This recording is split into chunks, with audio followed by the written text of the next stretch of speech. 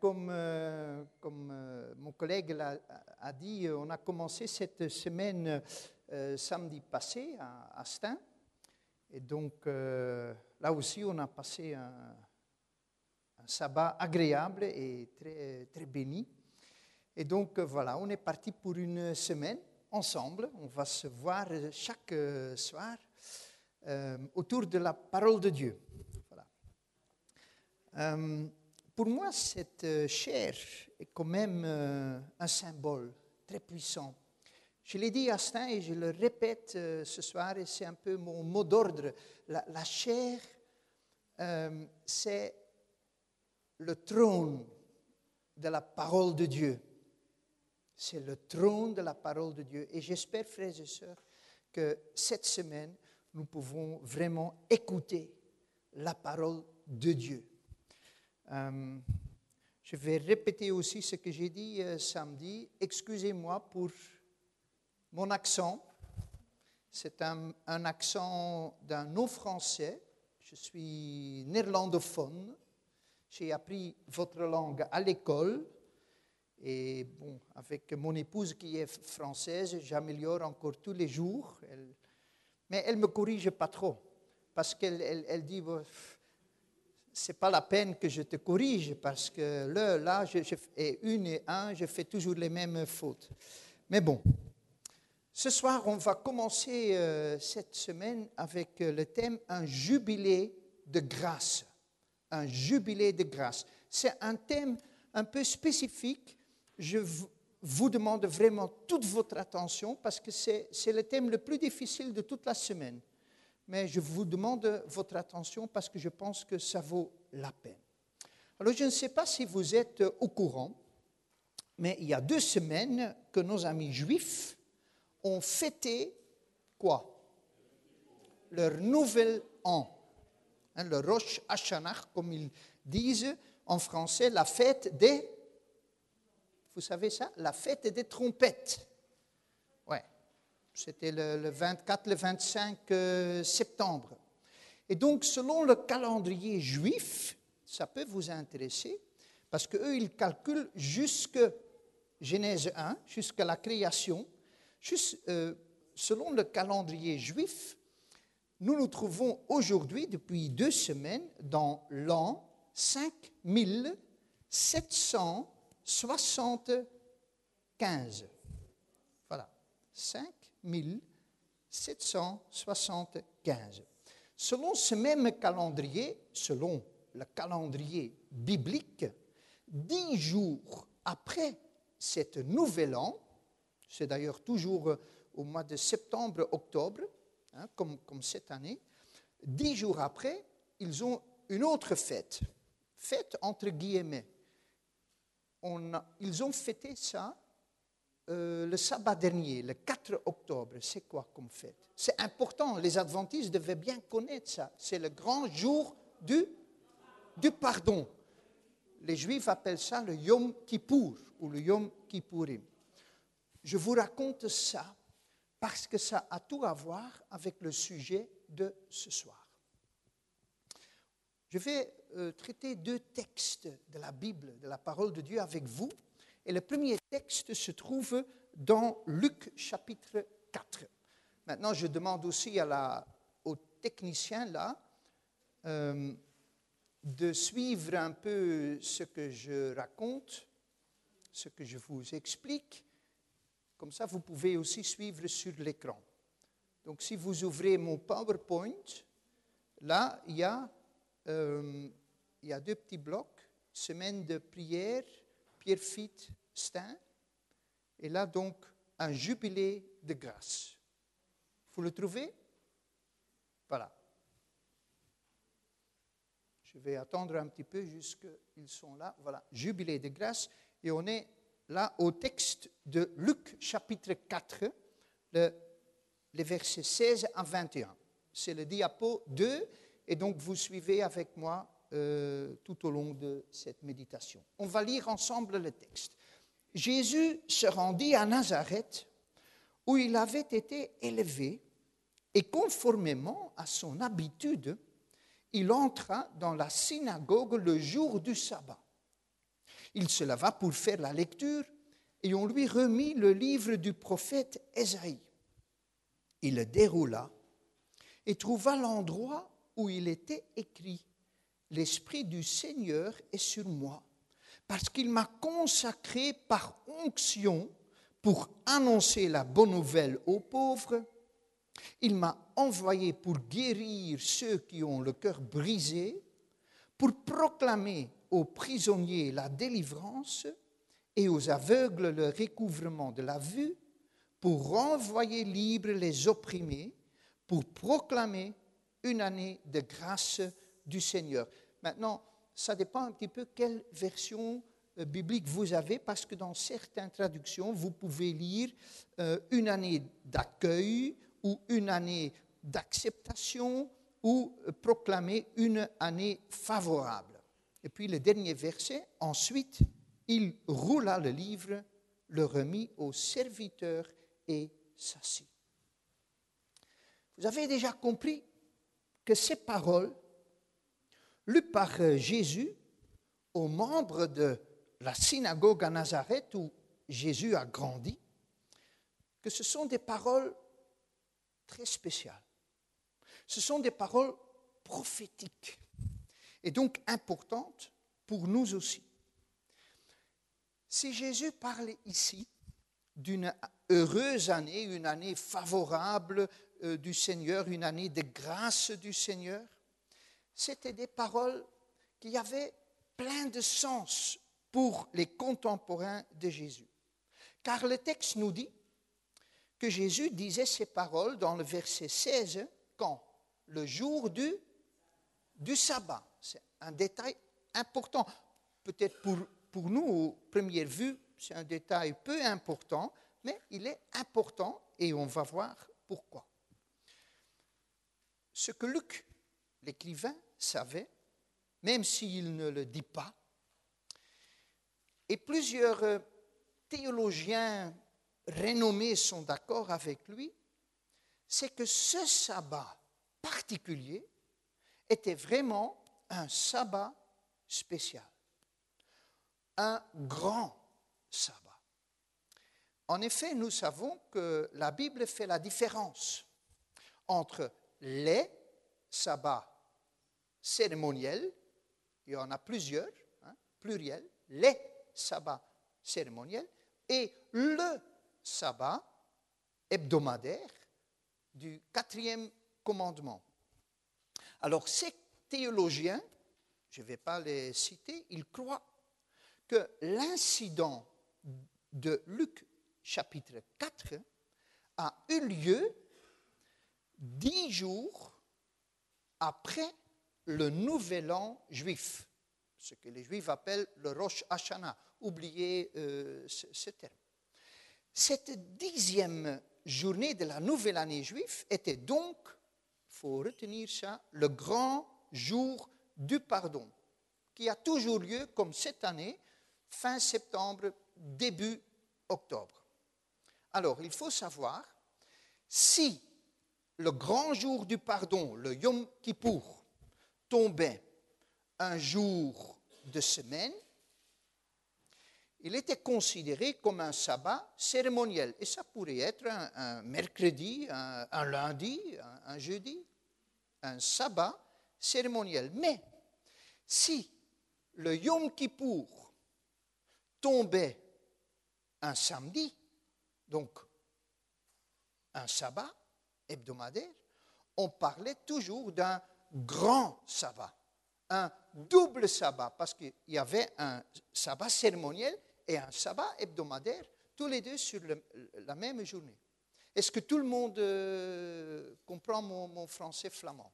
Ok, merci. C'est important que vous compreniez ça. Alors, si cela est correct, et selon moi c'est correct, ces paroles lues par Jésus, ou plutôt citées de Ésaïe 61, ces paroles ont une signification très particulière. Pour les Juifs, ces paroles avaient un double sens. Ceux qui écoutaient le Seigneur il y a 2000 ans. Tout d'abord, ces paroles se réfère au grand jour du pardon, mais aussi au jubilé, le jubilé qui commençait toujours, et ça, frères et sœurs, c'est un point important à retenir, par le grand jour du pardon. Et je reviens dans un moment sur cette année du jubilé.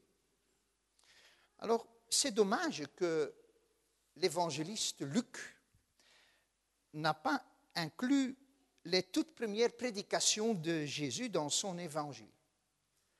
Mais ce que nous savons, c'est que le Seigneur Jésus avait une raison particulière d'être ce sabbat-là dans sa synagogue Nazareth, la synagogue, sa communauté où il avait grandi, où il avait passé d'un jeune enfant à un homme adulte. Il y a un adventiste, un théologien adventiste, par le nom de Howard Marshall, qui a écrit un livre sur l'évangile de Saint Luc, et il écrit, c'est intéressant, en se référant à la citation d'Ésaïe 61, Jésus souligne l'année du jubilé en revenant dans sa terre natale, donc là à Nazareth. Et puis il dit, important, nous pouvons calculer que l'an 27 après Jésus-Christ, entre guillemets, ou entre parenthèses, l'année où Jésus débuta son ministère public, était une année de jubilé. Est-ce que nous pouvons être d'accord avec ce théologien adventiste Marshall? Je pense que oui. Parce que dans le chapitre précédent, donc le chapitre 3 de l'Évangile selon Luc, Luc nous dévoile la période exacte du baptême de Jésus. Nous savons tous que Luc était quoi? Il faisait quoi? C'était un médecin. C'était un médecin, mais il était aussi un spécialiste, un scientifique parmi les 4 évangélistes. Parce qu'il nous donne beaucoup de détails historiques et bibliques. Et je vais vous partager quelques versets de Luc pour vous illustrer ça. Dans Luc, le chapitre 3, donc, les 3 premiers versets et le verset 21. C'est une petite leçon d'histoire, mais c'est la Bible. Hein. La 15e année du règne de l'empereur Tibère. Ponce Pilate était gouverneur de la Judée. Hérode, tétrarque de la Galilée. Son frère Philippe, tétrarque du territoire de l'Ithurée et de la Trachonite. Lysanias, tétrarque de l'Abilène, et Anne et Caïphe, nous connaissons ces grands prêtres, étaient grands prêtres. Et ça continue. Et puis le verset 21, comme tout le peuple était baptisé, Jésus aussi fut baptisé. Alors, l'histoire nous apprend que l'empereur Auguste est mort le 19 août de l'an 14 après Jésus-Christ et que l'empereur que Luc cite, donc Tibère, l'a succédé. Et donc, quand Luc parle ici de la 15e année du règne de l'empereur Tibère, nous pouvons calculer et nous savons que c'est l'an ou l'année 27 à 28 après Jésus-Christ. Ça, c'est la 15e année du règne de l'empereur Tibère. Entre parenthèses, seulement 2 évangiles mentionnent la naissance de Jésus. Et même la naissance de Jésus n'était pas liée à une date. Donc il y a beaucoup de discussions parmi les chrétiens. Est-ce que c'est le 25 septembre? Est-ce que Jésus est né au mois de mars ou au mois de septembre? La Bible ne le dit pas. Par contre, le baptême de Jésus est mentionné par les 4 évangélistes.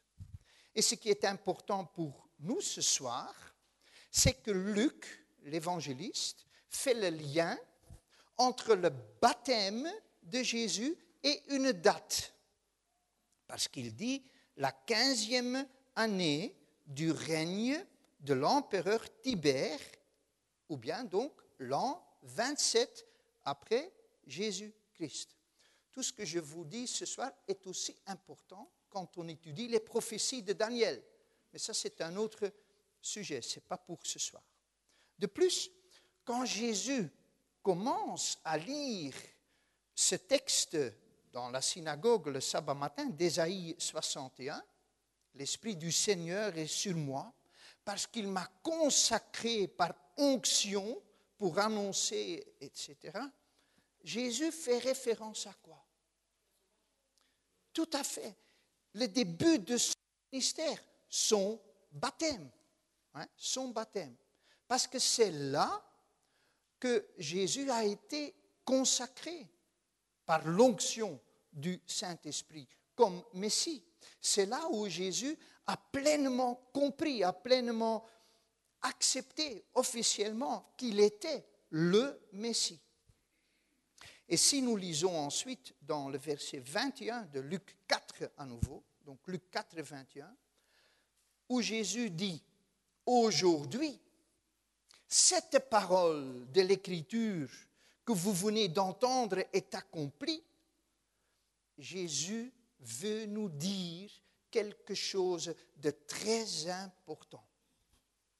D'abord, cette prophétie d'Ésaïe 61 que Jésus lit est à son tour basée sur le livre de Lévitique, Ancien Testament.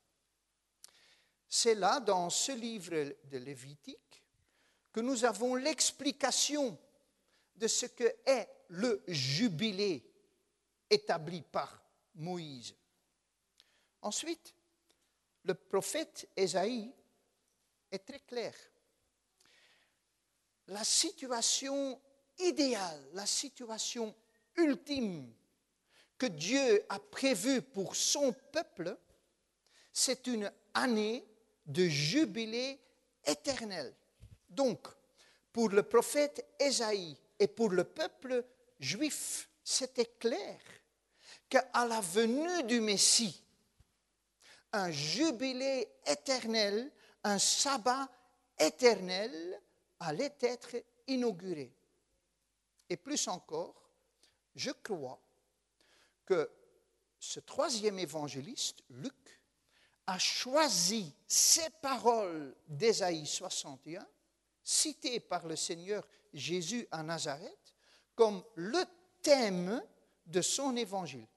En fait, c'est un plan messianique, c'est un plan stratégique pour décrire le ministère de Jésus-Christ dans son évangile. C'est une mission, on peut dire, c'est le mandat, c'est le cahier de charge que Jésus lui-même va mettre en pratique. Parce que si on continue à lire Luc 5, Luc 6, Luc 7, tout au long de son évangile, on va lire que Jésus va vraiment mettre en pratique ce qu'il annonce là, la prophétie d'Ésaïe 61. Il va annoncer la bonne nouvelle aux pauvres. Jésus va guérir les malades et Jésus va délivrer ceux qui sont prisonniers dans toutes sortes de situations. Donc, en citant ces paroles du prophète Ésaïe, qui à leur tour, n'oubliez pas, étaient basées sur le livre de Lévitique et sur le jubilé, Jésus veut faire comprendre aux croyants de Nazareth que leur Dieu est un Dieu sauveur, un Dieu qui a de la compassion pour ceux qui n'ont pas d'espoir, un Dieu qui libère. N'oublions pas que ces Juifs, ces contemporains de Jésus, vivaient sous l'occupation romaine. Et ces Juifs faisaient automatiquement le lien avec cet autre grand moment de libération dans leur histoire. C'est quoi? Bien sûr, l'Exode, la libération de l'esclavage de l'Égypte. Alors, on va récapituler, comme ça je suis sûr que vous me suivez. Il y a 3 points importants à comprendre. D'abord, ce n'est pas par hasard que Jésus a choisi ce sabbat particulier pour prêcher dans sa synagogue, là où il a grandi à Nazareth. 2, ce n'est pas par hasard non plus que Jésus a lu ces paroles d'Ésaïe 61. 3, ce n'est pas par hasard que ce sabbat n'était pas un sabbat ordinaire, mais un double sabbat, un grand sabbat.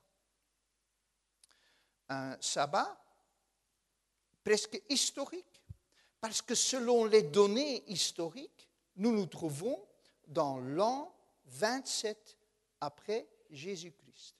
Et plus que ça, dans cette année 27, ce sabbat où Jésus prêche, ce sabbat tombait ensemble avec le grand jour du pardon. Et maintenant, je vais vous tester. Ce grand jour du pardon, c'était le début de quoi? Du jubilé. Très bien, d'une année jubilée. Il faut que tout le monde est bien clair là-dessus. Alors, on va étudier le deuxième texte qui se trouve dans Lévitique, l'Ancien Testament, Lévitique, le chapitre 25, les versets 8 à 10. Lévitique, le chapitre 25, et là, les versets 8 à 10. Et vous voyez déjà, si vous avez une Bible comme moi, avec des petits titres au-dessus, le contenu de ce chapitre 25, c'est l'année sabbatique et l'année du jubilé. 2 choses différentes, l'année sabbatique et l'année du jubilé. On va lire ces quelques versets, donc de 8 à 10. Tu compteras 7 années sabbatiques, 7 fois 7 ans, c'est-à-dire 49 ans. Le 10e jour du 7e mois, tu feras retentir les sons éclatants de la trompette. Le jour des expiations, vous sonnerez de la trompette dans tout votre pays. Vous ferez de cette 50e année une année sainte. Vous proclamerez la liberté dans le pays pour tous ses habitants. Ce sera pour vous le jubilé. Chacun de vous retournera dans sa propriété et dans son clan. Quand Dieu, par Moïse, a établi le jubilé, il a bien sûr pensé en premier lieu aux pauvres. Certains Juifs avaient perdu toute leur terre et n'ayant plus d'autres moyens à vivre, ils se sont vendus eux-mêmes comme esclaves à d'autres Juifs plus riches. Maintenant, il faut savoir, c'était la dernière chose qu'un pauvre Juif pouvait encore faire. Et même si les esclaves étaient plus ou moins bien traités, parce que dans les lois de Moïse, il y avait aussi des règles, des commandements à respecter dans ce sens. C'était quand même pour ces esclaves une vie misérable.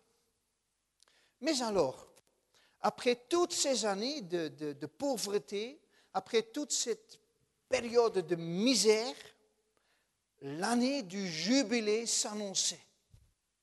Et par cette année de jubilé, Israël savait que cette situation tordue n'était pas une situation éternelle, car avec l'année du jubilé, la situation se rétablissait.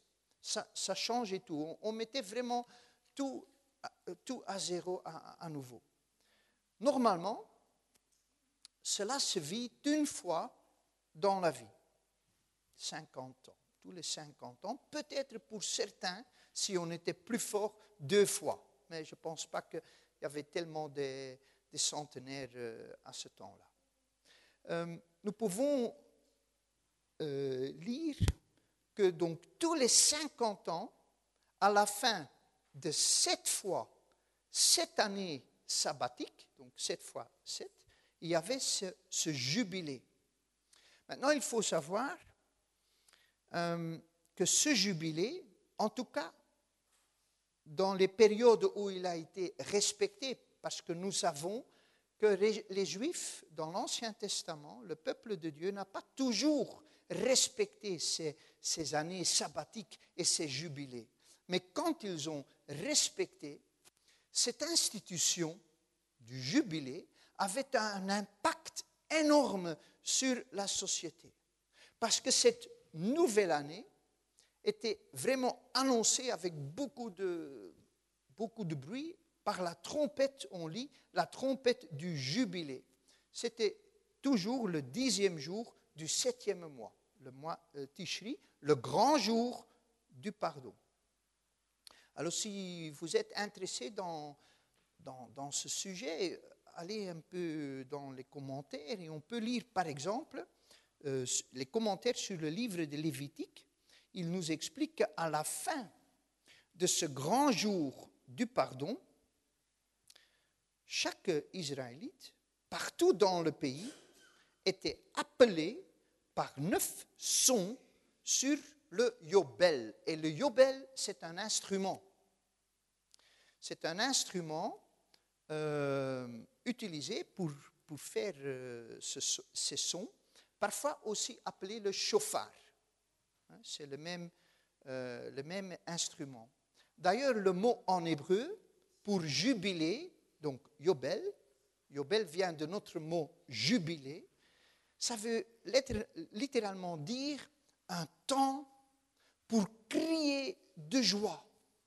Un temps pour crier de joie. Ça, c'est le nom ou la signification de cet instrument. Et croyez-moi, le peuple avait toute raison pour crier de joie. Parce que quand le jubilé venait, c'était vraiment une véritable année de grâce. C'était vraiment une fête. Pourquoi? Il y a plusieurs raisons. Première raison, tous les esclaves hébreux, je l'ai déjà dit, étaient libérés. Tous les esclaves étaient permis de retourner dans leur famille. C'était vraiment une année de liberté, une année de grâce. Aussi important, pendant cette année, il était défendu de semer ou de récolter. Ça veut dire que Dieu donna du repos au pays, à la nature, mais aussi au peuple. Imaginez-vous que nous avons un sabbat pendant 365 jours, un sabbat d'une année. C'est merveilleux.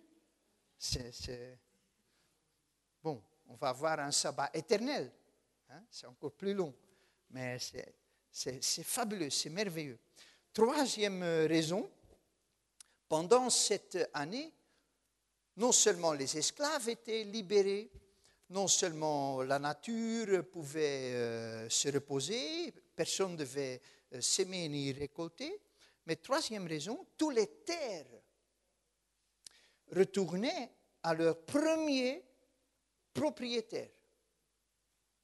Et quatrième, et ça c'est important, comme Dieu avait pardonné les dettes, les fautes, les péchés de son peuple ce jour du pardon, ainsi l'Israélite devait pardonner à son tour tous ceux qui tous ses prochains. Donc, même si pendant cette période de 50 ans, parce que c'est quand même une vie, pendant cette période de 50 ans, certaines choses pourraient déroger dans la société, avec le jubilé, chacun retrouvait ses droits et ses biens. Et je peux vous dire, comparé avec les nations païennes autour d'Israël, les Canaanites et autres, cette institution que Dieu donna à son peuple était vraiment très progressiste, très juste, très sociale. Je ne sais pas si nous sommes vraiment conscients de l'impact que cette institution avait sur la vie d'Israël. Tout d'abord, la 49e année déjà. On commence par la 49e année, parce que c'est une année sabbatique. La 49e année sabbatique, ça veut dire, dans cette année, 49e année, le pays devait se reposer. Le peuple n'était pas autorisé de s'aimer ni de récolter. Cela veut dire, parce qu'il faut bien savoir ce qu'on lit dans la parole de Dieu, que l'année précédente, donc la 48e année, le Seigneur leur donnait une double récolte. Vous pouvez comparer ceci avec le miracle de la manne dans le désert. Le 6e jour, le Seigneur leur donna une double portion. Car le lendemain, le sabbat, il n'y avait pas de manne. On connaît l'histoire. Pendant 40 ans, ils ont vécu ça. Mais ça, c'est la 49e année. Mais le jubilé, c'est la 50e année. Il faut bien comprendre ce qui se passe ici. La 50e année, c'était l'année du jubilé.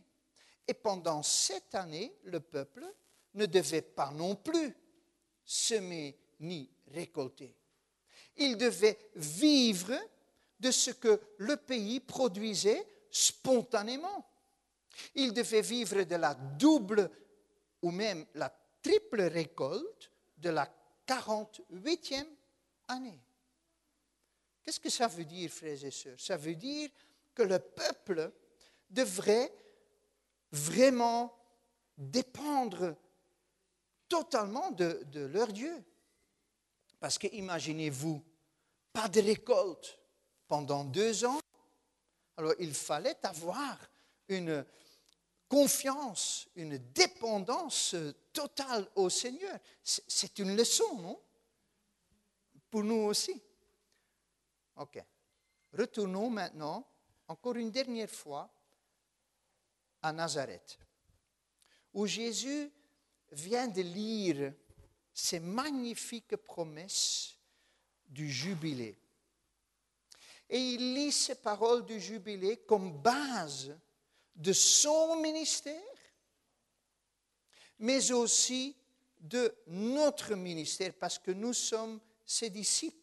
Nous sommes les disciples de Jésus. Et ce que Jésus a lu là, a cité là de Ésaïe 61 dans sa première prédication à Nazareth, ça c'est notre cahier de charge, c'est notre mission, c'est notre mandat. Alors il y a un détail très important dans le verset 17 de Luc 4. Je relis ce verset. On lui remit le livre du prophète Ésaïe. Jésus le déroula et trouva l'endroit où il était écrit « L'Esprit du Seigneur est sur moi », etc. Il déroula et trouva l'endroit. Cela veut dire quoi? Ça veut dire que quand Jésus a déroulé ce rouleau d'Ésaïe, et seulement les synagogues importantes avaient ce grand rouleau d'Ésaïe. On n'avait pas tous les rouleaux de l'Ancien Testament, c'était trop coûteux.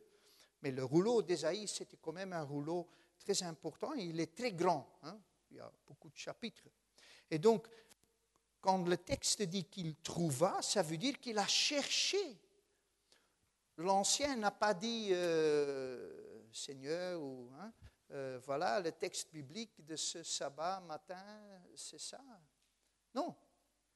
Ils ont donné le rouleau, Jésus l'a ouvert, il a roulé, il a cherché, parce que le texte dit, il trouva l'endroit.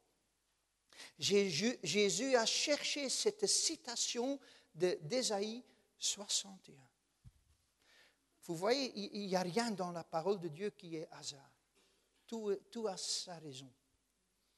Alors, ce que Luc veut nous faire comprendre, c'est qu'avec la première venue de Jésus, il inaugure pour nous un jubilé de grâce. Un jubilé qui a commencé il y a 2000 ans et qui est toujours d'actualité. Un temps de grâce pour tous ceux qui acceptent Jésus-Christ comme leur sauveur et Seigneur. Autrement dit, il faut que nous imprégnions de cette idée. Chaque jour, chers frères et sœurs, chers jeunes, chaque jour est un cadeau de grâce. Chaque jour. Un jour que mon fils ou ma fille ou mes petits-enfants, maintenant j'en ai 4 depuis 3 jours, mes petits-enfants ou mon voisin ou les jeunes de mon église ou de mes églises, n'importe, peuvent se convertir, peuvent être sauvés par Jésus. Je dirais un jour de grâce en plus où je peux témoigner de mon expérience avec le Seigneur. Ce que moi, personnellement, j'ai vécu avec le Seigneur et ce que Dieu a fait dans ma vie personnelle. C'est le meilleur témoignage. Ce n'est pas les doctrines, même si les doctrines sont importantes. Ce n'est pas ce que le pasteur Gérard ou l'ancien Guy ou Lydia a vécu avec le Seigneur. C'est mon témoignage, mon vécu. Alors c'est une bonne nouvelle, chers amis. C'est une bonne nouvelle. La porte de grâce est toujours ouverte. Aujourd'hui, ce lundi 6 octobre 2014, ça c'est sûr. Demain, après-demain, l'année prochaine, nous ne le savons pas. Mais moi je dirais, chers amis, faisons entendre cette trompette du jubilé. Faisons entendre cette trompette du jubilé dans toute la région ici, à Pierrefitte-Astin, là où nous habitons, là où nous vivons, où nous travaillons, où nous étudions, afin d'annoncer cette année de jubilé et de grâce. Nous n'avons pas le droit de rester silencieux. Nous n'avons pas le droit. Car le tout dernier mot de la prédication de Jésus à Nazareth, là à Nazareth, mais ici ce soir à Pierrefitte, c'est le verset 21. Le verset 21 qui dit, on peut le regarder, le dernier verset, le PowerPoint m'a laissé en plan, c'est pas grave. Luc 4, le verset 21, il est là, ok. Aujourd'hui, cette parole, et pourquoi c'est 28 juin, je ne sais pas, mais parce qu'on est le 6 octobre, cette parole de l'Écriture que vous venez d'entendre est accomplie. Chers frères et sœurs, cette parole est importante. Samedi matin, en venant à Sten, j'étais en train de lire mes notes pour le programme du matin et de l'après-midi. On peut clôturer. Et donc, à côté de moi, il y avait une dame.